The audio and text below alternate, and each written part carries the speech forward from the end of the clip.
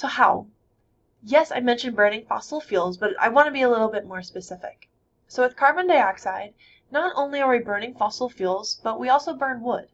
Maybe not so much in the developed countries, but in developing countries, their access to fossil fuels is less.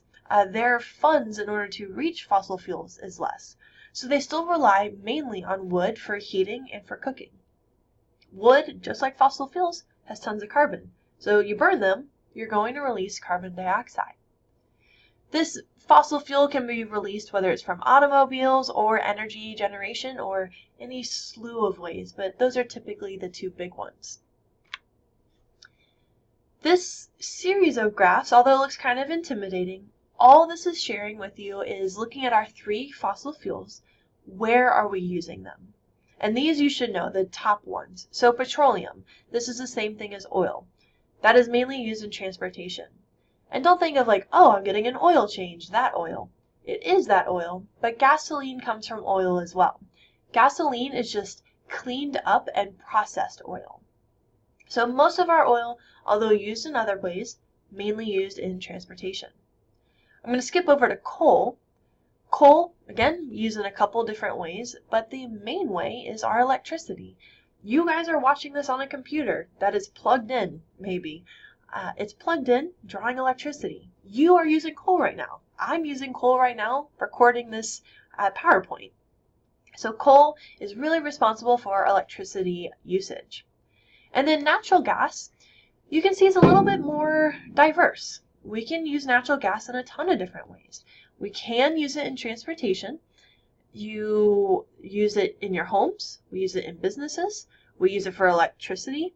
The major way is industrial. So this is thinking of huge factories using natural gas as a source of energy and as a source of power for whatever industrial process they're going through. So oil, good for transportation. Coal, good for electricity. Natural gas, really everything, but a majority of it being industrial. Another way that we contribute to carbon dioxide being released into our atmosphere is the removal of forests, and specifically removal of forests without planting. And this is a double whammy. There's two things that happen when we remove the forest. One, those trees, something happens to it. They might get processed. They might get burned. Something happens to them. So when we take out a tree, one, we're using some sort of machinery, can nearly guarantee it's going to use some sort of fossil fuel, so a gas and oil. So we release carbon dioxide just by cutting down the forest. That tree, depending on why it was cut down, might be burned. So if it's burned, releases carbon dioxide. If it's processed, so say we want to turn those trees into furniture or pallets or a house or whatever, you don't just use the log. You usually process it somehow. You cut it, you furnish it, you paint it, you XYZ. That process uses tons of energy. So tree removal and tree processing or burning is somehow going to directly release carbon dioxide into our atmosphere. The other thing that happens, and the emphasis on this without replanting, is we have no trees for photosynthesis.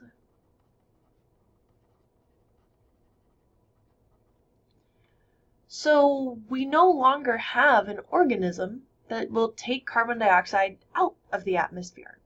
Trees and plants are a great way to do that. Trees and plants need carbon dioxide, so they take that carbon dioxide out of the atmosphere and incorporate it into the tree. Well, I didn't replant my forest, so I no longer have those trees. I no longer have those plants, and I no longer have photosynthesis happening. So by removing our forests and not replanting them, we're introducing carbon dioxide into our atmosphere a couple different ways. We'll also talk about methane as a greenhouse gas. There's not as much hype over methane because we don't release as much of it. Methane is a stronger greenhouse gas than carbon dioxide. However, because we don't release as much, that's why you don't hear about it as much. Methane also breaks down fairly quickly. It'll take about 1 to 2 years for methane to break down, whereas carbon dioxide takes about 100 years to break down in our atmosphere. So that's also why carbon dioxide gets more hype. But we do release methane. It's the one we release the second most, carbon dioxide being the most. Methane is released in anaerobic respiration.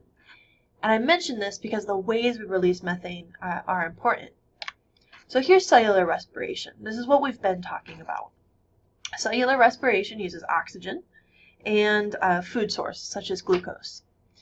This cellular respiration that we've been talking about is referred to as aerobic respiration. Aerobic respiration uses oxygen. That's what aerobic means. So anaerobic means without oxygen. So what happens is instead of oxygen being used, organisms use carbon dioxide. And they do this because oxygen's not around. They're not really choosing to do this. Using oxygen is better, but these organisms are living in a place where there's not a lot of oxygen, but they still need to break down their food. So they have a process, this anaerobic respiration, where they don't have to use oxygen. They use something else. One thing they can use is carbon dioxide, but they can use a whole slew of different chemicals. Now, because they're using carbon dioxide, they're not going to release carbon dioxide. Instead, what they end up releasing is methane. And this is a natural process. Whether humans were on Earth or not, there would still be organisms undergoing this process and releasing methane. So it's not something that we have caused. It's something that has already been happening for for billions of years. But how do humans contribute to this? How are humans speeding up anaerobic respiration? Well, the first one is cattle ranching. Cows are notorious for methane. They poop and they fart and they burp methane. When we do that, most of the stuff that we release is nitrogen. But with cows, their stomach is anaerobic. There's very, very little oxygen that gets into their stomach, and they have quite a few stomachs. Because they don't have a lot of oxygen in there, the bacteria that are in there to break down their food, we have bacteria in our guts too. Their bacteria, though, undergoes anaerobic respiration. It releases methane. So here you have a huge factory, a huge stable with all of these cows. Every single time they fart, every single time they burp, they're releasing methane into that air. Another way that humans contribute to methane is rice cultivation. So if you didn't know, rice is grown in fields like this. And what this in-between stuff is water. Rice is flooded. Now when water does not move, there's not a lot of oxygen in it. If you've ever had a fish tank, you usually have to put some sort of air stone in it to put in lots and lots of oxygen. Same thing with these rice fields. This is just water standing there. Eventually, there's not going to be that much oxygen in it, which is fine for the plants. The plants don't need oxygen. But for bacteria that are living in there, they learn how to use that oxygen. Instead, they undergo anaerobic respiration. They use something else, and because of that something else, they're releasing methane. Now, both cows and rice, they existed without humans. They were, farting methane, or they were releasing methane in flooded fields. They existed before us. The reason it's a human problem, though, is we are generating more of it. We have a lot more cows and a lot more rice plantations because of humans. So I just want to emphasize that these two things existed before us. Cows has always been that way. Rice has always been that way. But because of our huge intensity of harvesting these things, that's why it's kind of a human problem. The last thing that is related to methane is the permafrost. So permafrost, I'll draw a little sketch here, is frozen soil. And this is in the tundra. So you're thinking Alaska, Upper Canada, Upper Russia. So here we have, this is the soil, and this is air. And the zigzag is representing frozen soil. Now underneath, It's still frozen, so it's actually, you know what, all of this is frozen. It's all frozen, but bacteria live there. Bacteria live everywhere. So bacteria here, here, here, here, here. But there's not that much oxygen.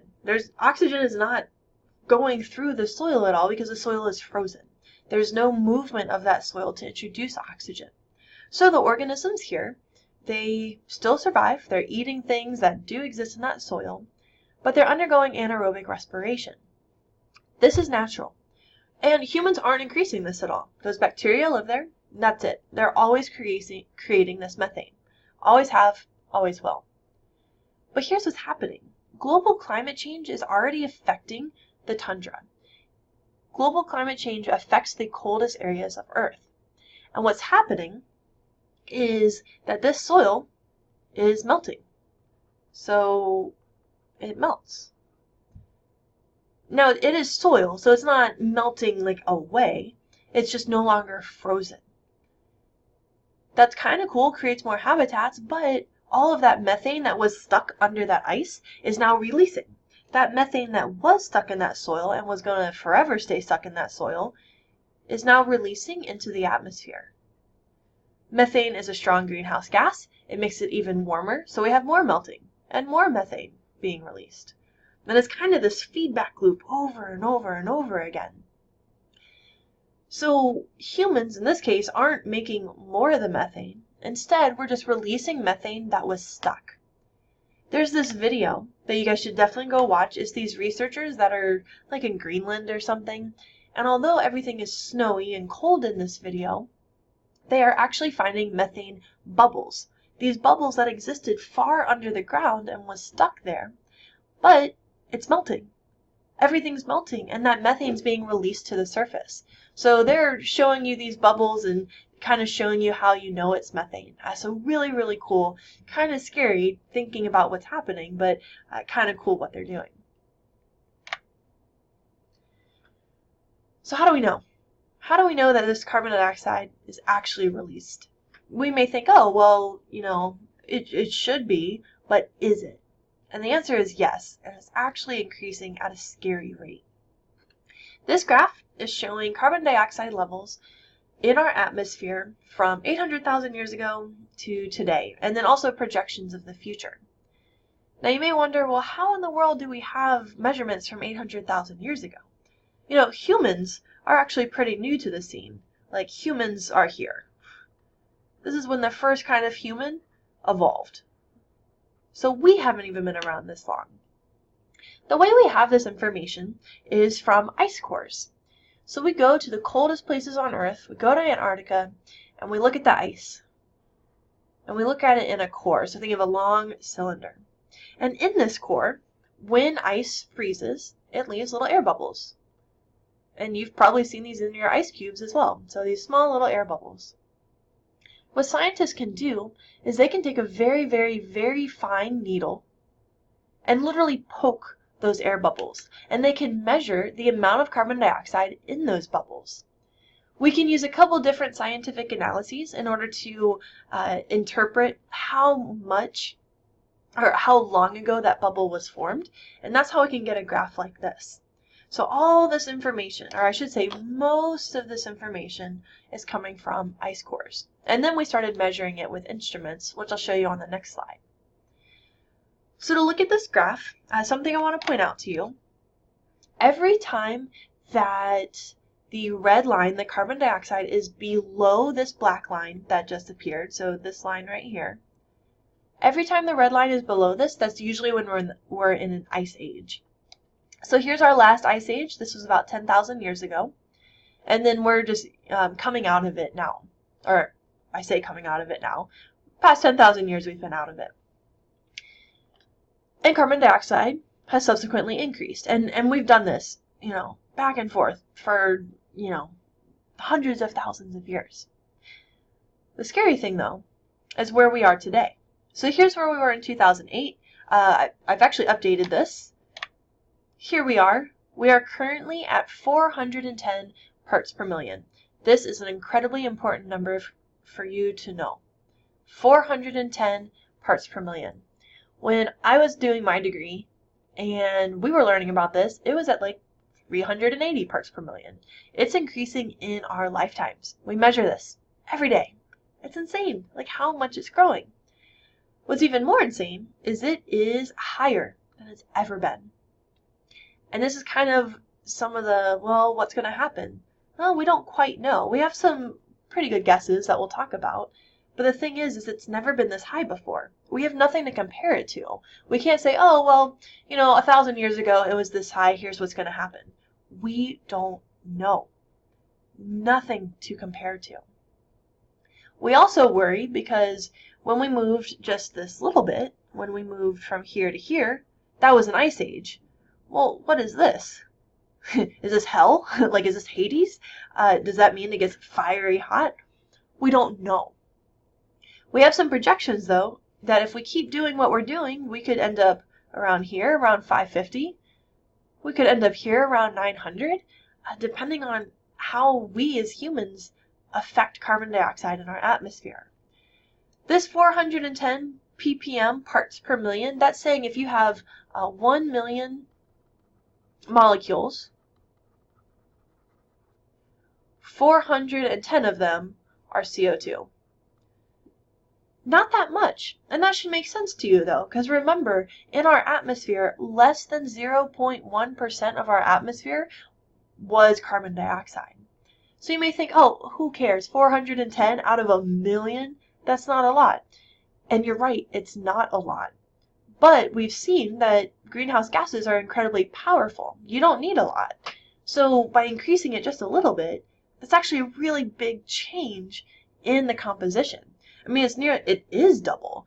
At the lowest low, it was a little under 200, and we're up to 400. So we've nearly doubled it, and that's kind of where the worry is.